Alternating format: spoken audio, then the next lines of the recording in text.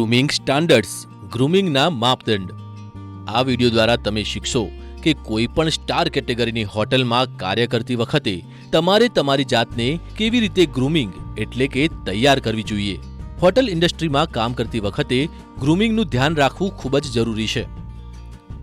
કોઈ પણ સ્ટાર હોટલમાં કામ વખતે ત્યાં કામ કરતા કર્મચારીઓએ દર વખતે ગ્રૂમ્ડ એટલે કે સલુકાઈથી રહેવું અનિવાર્ય છે, કારણ કે ગ્રૂમિંગ જ તમને પ્રભાવશાળી દેખાવામાં મદદ કરે છે અને સારી રીતે કામ કરવા માટે પ્રેરિત કરે છે।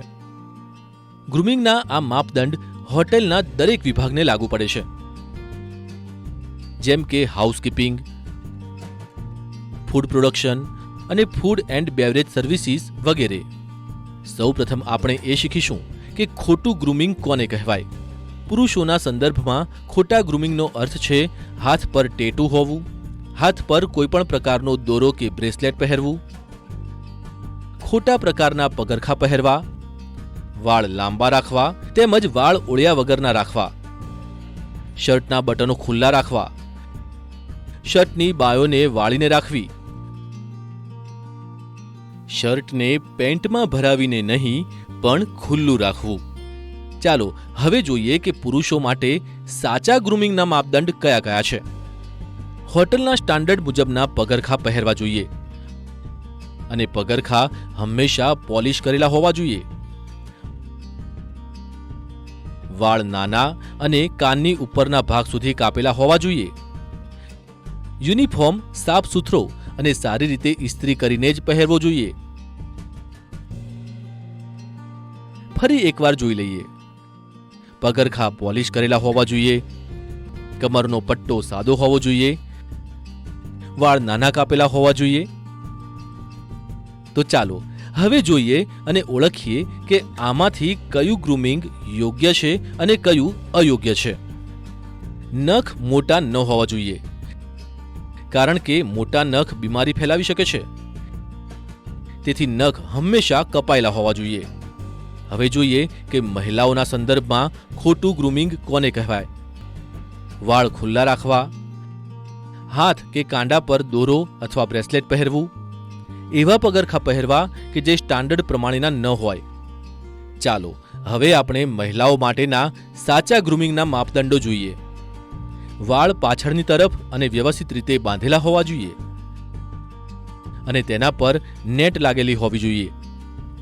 હોટેલના સ્ટાન્ડર્ડ પ્રમાણેના પગરખા પહેરવા જોઈએ અને તે પણ હંમેશા પોલિશ કરેલા હોવા જોઈએ। કાનમાં મોટી અથવા ફેશનેબલ બુટ્ટીને બદલે સાદી નાની બુટ્ટી પહેરવી જોઈએ। ચહેરા પરનો મેકઅપ હળવો અને લિપસ્ટિક હંમેશા આછા રંગની હોવી જોઈએ। યુનિફોર્મ પણ હંમેશા સાફ સુથરો અને ઇસ્ત્રી કરીને પહેરવો જોઈએ। હવે જુઓ અને ઓળખો કે આમાંથી કયું ગ્રૂમિંગ યોગ્ય છે અને કયું અયોગ્ય છે। એવો યુનિફોર્મ ક્યારેય ન પહેરવો જોઈએ કે જેના પર ડાઘ કે ધબ્બાઓ હોય।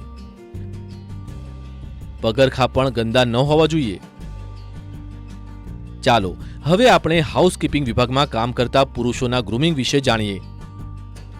પગરખા હોટેલના ધોરણો અનુસાર પહેરવા જોઈએ અને હંમેશા પોલિશ કરેલા હોવા જોઈએ। વાળ નાના અને કાનની ઉપર સુધી કપાયેલા હોવા જોઈએ। દરરોજ દાઢી કરીને આવવું ફરજિયાત છે। નખ હંમેશા કાપેલા હોવા જોઈએ।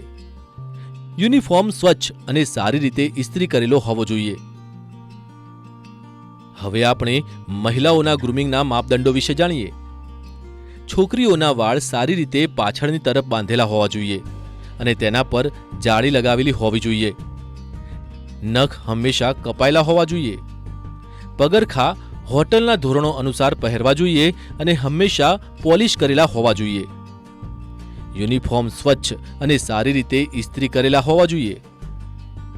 ચાલો હવે જોઈએ કે જે લોકો રસોડા અથવા ફૂડ પ્રોડક્શનમાં કામ કરે છે તેમની ગ્રૂમિંગ કેવી હોવી જોઈએ।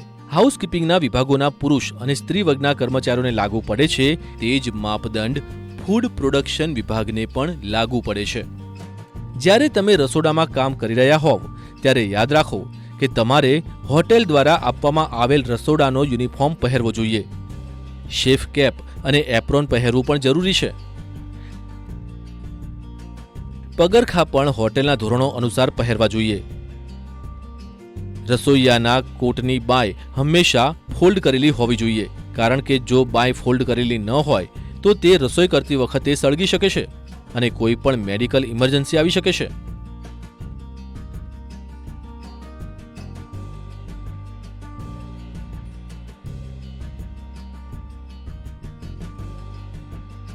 તો આને કહેવાય ગ્રૂમિંગ, કે જે તમને આત્મનિર્ભર બનાવે છે અને તમને એટલા આત્મવિશ્વાસથી ભરી દે છે કે તમારું કાર્ય વધુ સરળ અને સારી રીતે થઈ જાય છે.